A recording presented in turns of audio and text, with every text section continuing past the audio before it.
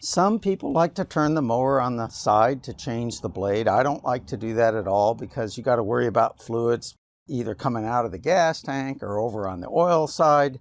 I personally just prefer to lean it back.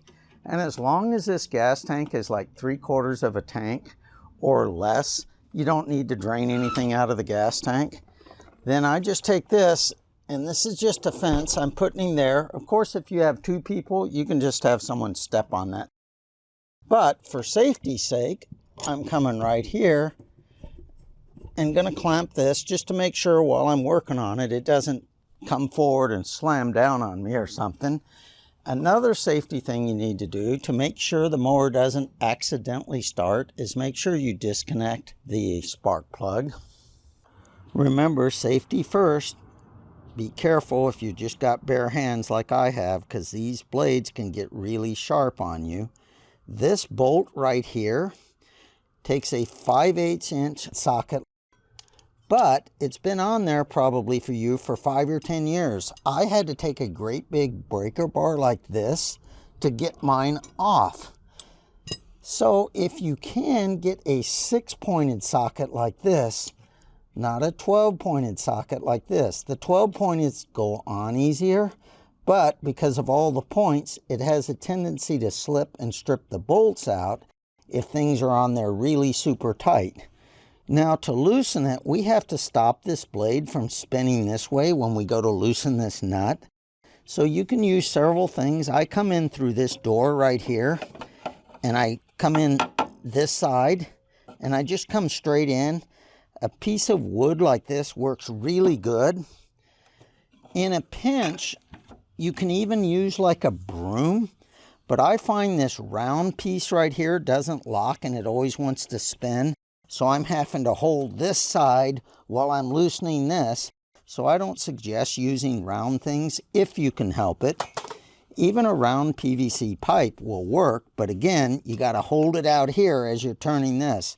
I find something like this works good, but what I actually use is this new red blade that I got from Amazon, and I'll be leaving an Amazon affiliate link for it down below. I'll also leave an Amazon affiliate link for this Atomic blade that came with the Toro mower. But keep in mind, these blades, the original ones, cost about $5 more, and they take a couple days longer to arrive.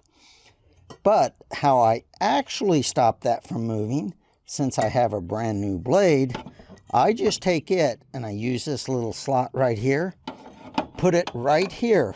Keep in mind, I'm not coming in this way. I'm coming in this way, right straight forward. And this jams right here. This just hits that. And so now I can loosen it up. And this is what holds this blade from spinning. Do keep in mind, this bolt loosens like any bolt out there. It's not reverse threaded. So if you got a great big breaker bar on it, make sure you're turning it like any bolt turns. So we just take it, and of course I've already got mine loose. Yours won't be that easy to come off. We just take it and loosen it.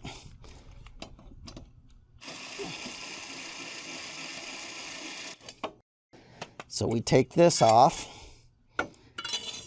put this blade on it right here. All he does, he goes right here. See these 2 holes here? They're not for this mower. It's actually for a different kind of mower that has something called a backup brake clutch. And it has these little pins that go through here. But for our mower, we can totally ignore those holes. But they do have to align right, meaning you don't put them on this way to where there's a gap between this hole and this little metal plate. This hole and this little metal plate are to be touching each other. So it's got to go on like this. It doesn't matter whether you put him on like this or 180 degrees like this. But don't put him on this way. So he just goes like that. I like to put him here. Make sure you don't have him like something like this as you're tightening. It's supposed to go all the way up across the top of this like that. Then when you tighten him, he'll tighten up to the top.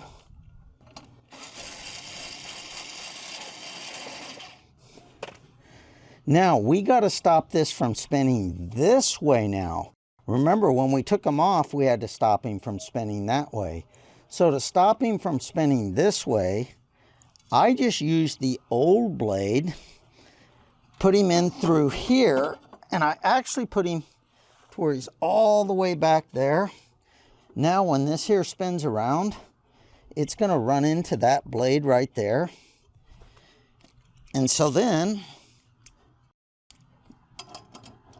we just tighten him up.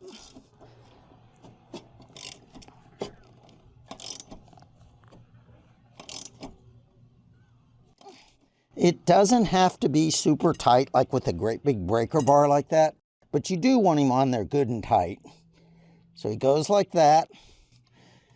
Now, believe it or not, you got to take out the old blade. You're all finished, but don't forget to connect up the spark plug before you start her.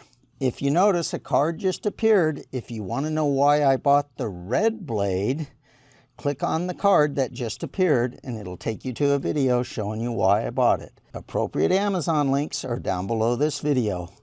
This is Ron from Fixing Stuff in Black and White, signing off.